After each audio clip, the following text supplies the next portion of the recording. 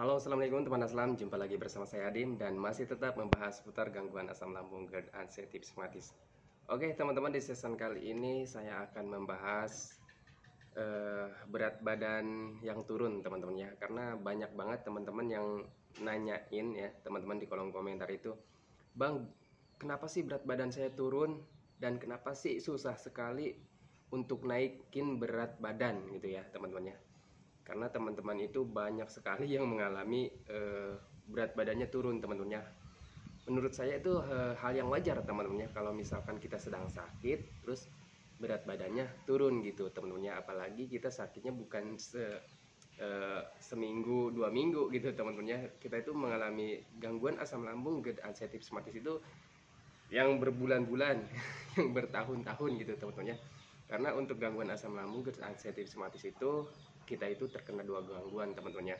Sudah pasti pemulihannya ataupun proses penyembuhannya juga itu bertahap dan tidak sebentar gitu, teman-teman ya. Pengalaman saya seperti itu.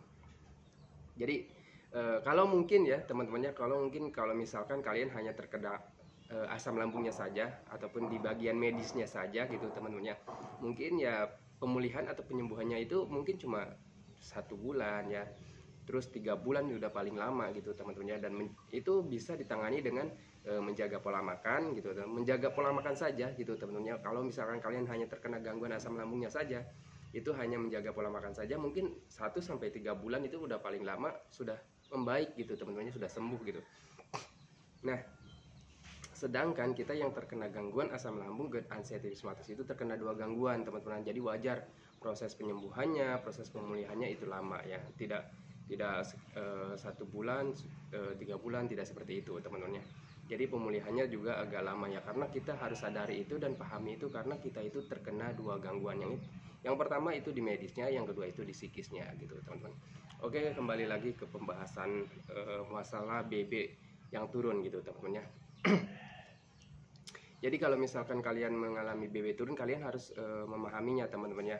Wajar saja BB kalian itu turun ya, berat badan kalian itu turun dengan drastis ataupun sulit sekali untuk naik ya. Yang pertama, kalian harus dipahami dulu dari makannya ya, dari makan. Kalau misalkan makannya itu kalian itu masih sedikit porsinya ataupun jarang mau makan gitu, teman-teman, karena terkena gangguan asam lambung itu kan sulit sekali untuk makan gitu, teman-teman, selalu merasa begas, harus merasa kembung, makan sedikit udah kenyang gitu, teman-teman. Nah, kalau misalkan kalian mengalami seperti itu, harusnya kalian menganggap itu wajar, teman-teman, karena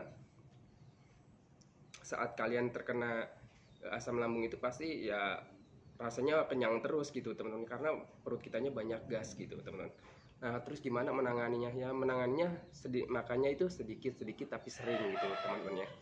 Kalau misalkan masih sering kembung, masih sering begah, jadi makannya sedikit-sedikit tapi sering gitu. Itu pengalaman saya seperti itu, teman-teman. Terus juga kalau misalkan, "Bang, saya itu makan udah banyak ya, tapi kenapa sih berat badan ini lama sekali itu buat naik ya?" Ya mungkin saja yang pertama, walaupun kalian makannya sudah banyak, mungkin pencernaannya masih belum stabil ya, teman-temannya, masih belum normal gitu 100% kesembuhannya. Itu jadi wajar ya, mungkin penyerapan nutrisi ataupun gizinya masih terhambat gitu, teman-temannya. Terus yang keduanya, coba ingat-ingat, teman-temannya, apakah pola pikir kalian itu sudah diperbaiki gitu, teman-temannya. Karena kitanya terkena dua gangguan gitu, teman-temannya, di psikisnya ya. Jadi psikisnya itu di perasaannya, di mentalnya, dari pola pikirnya gitu, teman-teman. Kalau misalkan pola pikirnya kalian masih sering cemas, masih sering gelisah, masih sering memikirkan penyakit, masih sering memikirkan sensasi, nah itu harus diperbaiki, teman-temannya. Kalian harus sadari itu. Kalau misalkan kalian masih mengalami itu, perbaiki pola pikirnya gitu, teman-teman ya. Sudah, jangan memikirkan sensasi, jangan memikirkan penyakit. Kalian harus yakin ini gangguan asam lambung GERD and septisematis itu akan sembuh ya gitu, teman-teman ya. Saya akan sembuh, saya akan seperti biasa lagi ya. Kalau misalkan di sensasi medisnya sudah kalian tidak rasakan lagi, makanya sudah banyak tetapi berat badannya masih belum naik, ya mungkin itu dari pengaruh psikisnya gitu, teman-teman ya. Jadi psikisnya harus kalian perbaiki ya, pola pikirnya harus kalian perbaiki gitu, teman-teman.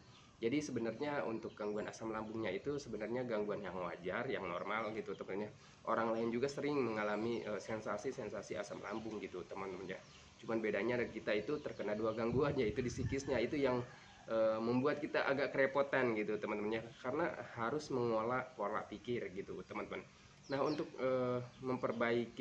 mempercepat perbaikannya gitu teman-teman, jadi kita tuh harus menangani keduanya gitu teman-teman, harus konsisten dengan metode 3P-nya. Yang pertama menjaga pola makannya ya teman-teman.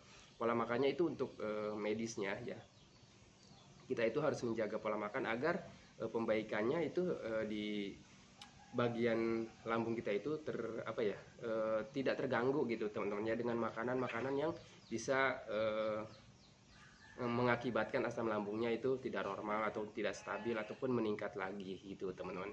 Terus yang keduanya menjaga pola hidupnya. Pola hidupnya untuk mempercepat perbaikan ataupun pemulihannya. Gimana caranya menjaga pola hidup itu? Hindari bergadang ya teman-temannya, minimal tidur itu harus 8 jam gitu teman-temannya. Jadi jam 8 malam itu kita harus mulai rebahan, sudah tidak harus jangan beraktivitas gitu, sudah harus relax gitu teman-temannya. Terus yang keduanya pola hidup itu yang keduanya di siang harinya itu ataupun di pagi harinya itu berjemur ataupun olahraga ringan, itu untuk mempercepat pemulihannya gitu teman-temannya, agar trombosit kaliannya itu cepat naik gitu teman-temannya, ataupun intinya bisa mempercepat itu pemulihan teman-temannya. Jadi energi kalian itu bisa full gitu dengan olahraga ringan gitu teman-teman. Olahraga ringan untuk orang-orang yang terkena gangguan asam lambung dan GERD asetitis itu tidak harus berat-berat teman-teman ya. Cukup jalan-jalan kaki saja, jalan-jalan santai gitu, nggak usah lari, nggak usah angkat beban gitu teman-teman ya. Cuma jalan-jalan aja gitu teman-teman, itu bisa membantu mempercepat pemulihannya, karena imun kita itu akan makin kuat kalau misalkan kita sering olahraga dan berjemur di pagi hari gitu teman-teman, untuk memperkuat imunitas tubuh kitanya. Jadi nanti pemulihannya juga akan lebih cepat gitu teman-teman. Bang, kalau misalkan saya tuh belum bisa bergerak ya, misalkan masih sering lemas ya, minimal kalian itu duduk ya di pelataran rumah sambil berjemur, sambil ongkang-ongkang kaki sama tangannya gitu. Minimal itu saja teman-teman. Kalau misalkan kalian masih sering kelayangan, masih sering lemas gitu teman-teman, minimal kalian duduk di pelataran rumah terus sambil ongkang-ongkang kaki sama tangan gitu teman-teman, supaya ada pergerakan dan terjemur gitu teman-teman. Dan untuk masih sering kelayangan, coba dihindari dulu kepalanya terjemur langsung gitu teman-teman. Akalin saja gimana aja caranya, yang penting bisa terjemur ya bagian badannya gitu. Nah itu teman-temannya. Terus juga untuk pola pikirnya coba kalian perbaiki pola pikirnya. Jangan terus-terusan kalian memikirkan sensasi, memikirkan penyakit, itu bisa menjadi stres tersendiri buat kalian gitu teman-teman. Nah kalau misalkan kalian itu stres ya, otomatis ya berat badan kaliannya juga akan sulit naik dan pasti turun terus gitu teman-teman, karena orang stres itu cenderung berat badan